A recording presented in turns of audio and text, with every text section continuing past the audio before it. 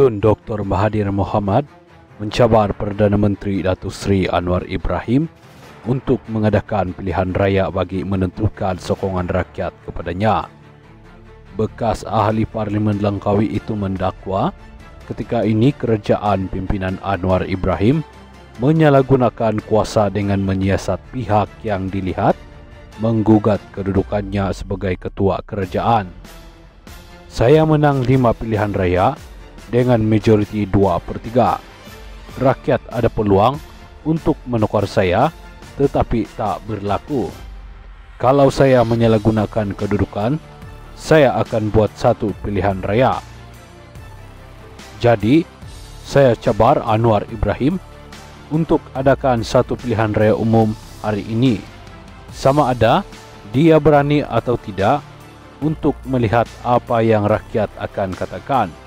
Katanya pada sidang akbar di Yayasan Kepimpinan Perdana di sini pada Isnin. Dalam pada itu, Mahathir turut berpandangan lantikan ahli Parlimen Tambun itu sebagai Perdana Menteri selepas pilihan raya umum ke-15 PRU15 adalah secara kebetulan dan bukan dipilih. Oleh kerana itu, dakwanya Anwar sepanjang menyandang jabatan itu tidak mengetahui cara untuk menyelesaikan masalah rakyat ketika ini. Apabila jadi PM, Anwar menggunakan ancaman terhadap orang ramai. Dia tidak tahu bagaimana untuk selesaikan masalah ekonomi, politik, sosial rakyat. Dia kata nak lawan rasuah. Lawan rasuah selepas Zahid, Datuk Seri Dr. Ahmad Zaid Hamidi dilepaskan.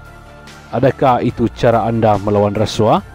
Orang yang peguam negara kata ada bukti frame face dan terlibat dengan 47 kes rasuah boleh lepas begitu sahaja, katanya.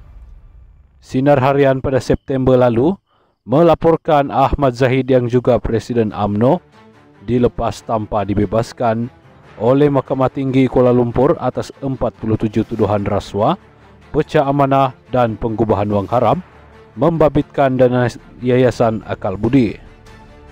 Hakim Datuk Colin Lawrence Sequeira, kini Hakim Mahkamah Rayuan, memutuskan demikian selepas Timbalan Pendakwa Raya Datuk Muhammad Dusuki Mokhtar memberitahu bahawa Jabatan Peguam Negara AGC memaklumkan bahawa semua kes terhadap Timbalan Perdana Menteri itu diberhentikan.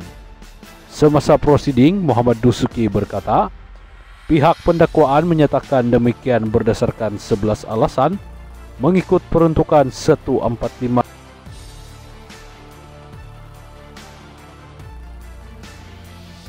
Dr. Mahathir Mohamad mengakui dia risau memikirkan nasib anaknya Mirzan yang kini disiasat dalam tindakan yang didakwanya terpilih oleh pihak berkuasa.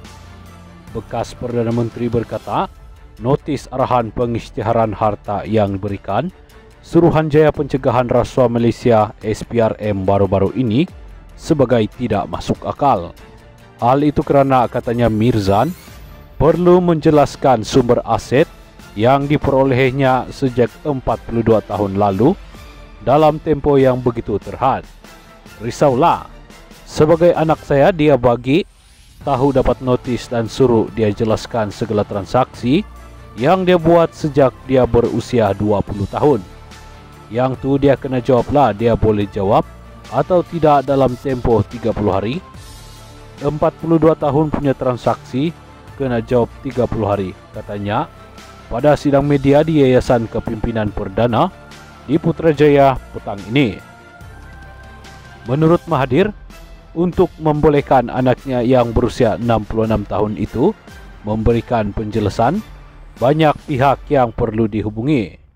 Dia akan tanya bank, Petronas, Lembaga Hasil Dalam Negeri LHDN, korek pejabat dia, sebab kena tunjuk bahan bukti, katanya lagi.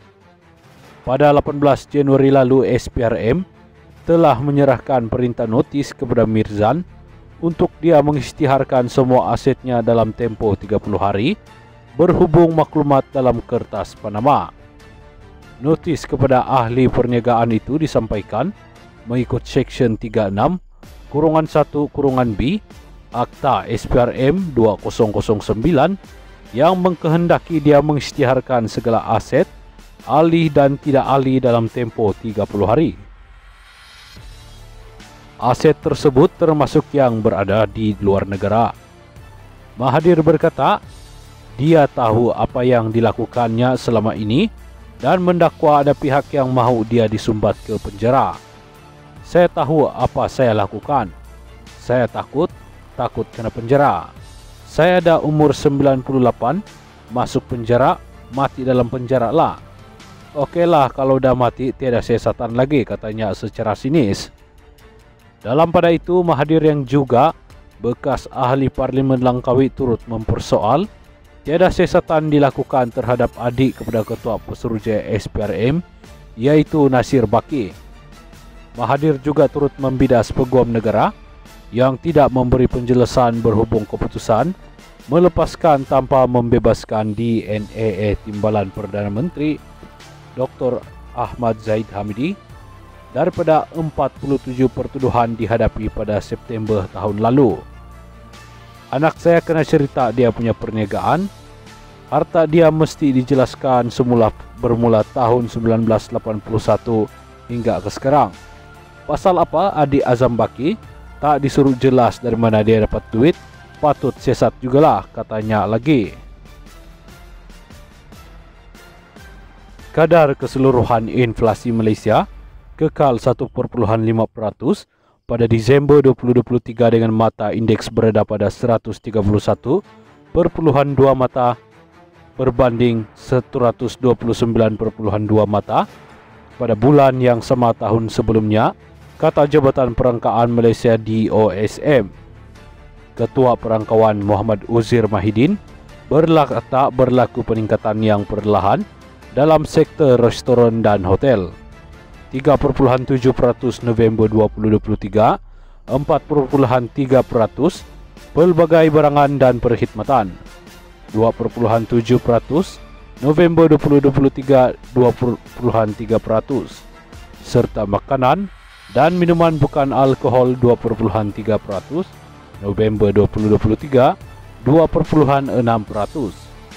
Kumpulan utama lain yang menunjukkan peningkatan ialah kesihatan 2.5% November 2023, 2.3% dan pengangkutan 0.3% November 2023, 0.1%, katanya dalam kenyataan hari ini. Inflasi keseluruhan secara tahunan pada 2023, kata Muhammad Uzir, meningkat 2.5% berbanding 3.3% pada 2022. DOSM berkata ia didorong oleh kenaikan 5.6% dalam kumpulan restoran dan hotel 2022, 5.05%, 4.8% dalam makanan dan minuman bukan alkohol, dan 2.4% dalam pelbagai barangan dan perkhidmatan. Dia berkata inflasi keseluruhan secara bulanan menunjukkan kenaikan 0.2%, dengan beberapa kumpulan terus mencatatkan peningkatan secara bulanan. Antaranya perkhidmatan rekreasi dan kebudayaan pada 0.4%, makanan dan minuman bukan alkohol 0.3% dan pengangkutan 0.3%. Sementara itu Muhammad Uzir, inflasi teras meningkat lebih perlahan kepada 1.9%